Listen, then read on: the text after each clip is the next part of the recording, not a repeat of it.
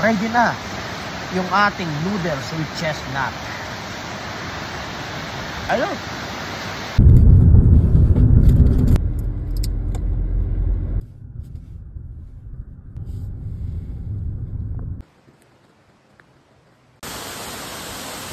Ito at namumulat tayo ng kastanya yan. So wala tayong dalang guwanti, masyadong matinik. So ang gawin natin, paahin lang natin, no?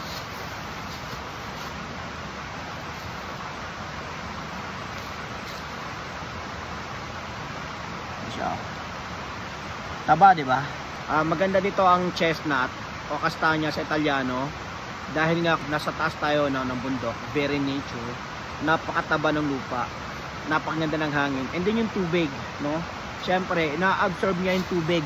Yun, yung galing daw sa waterfalls. Kaya napaganda dito ng chestnut.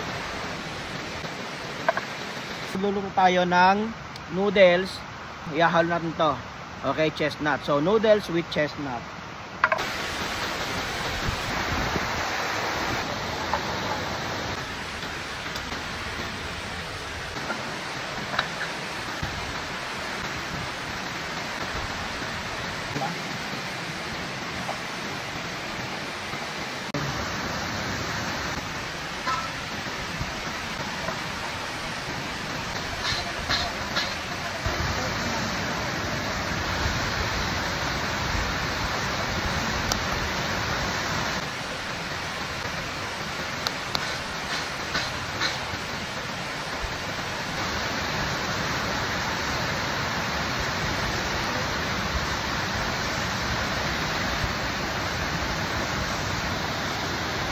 Look at that.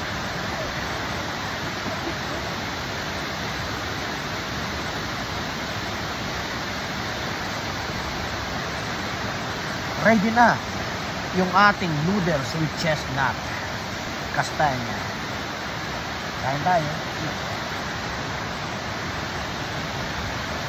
Ayun. Ang sarap pala ng noodles with chestnut. Dakong mani. Nalarasahan mo siya.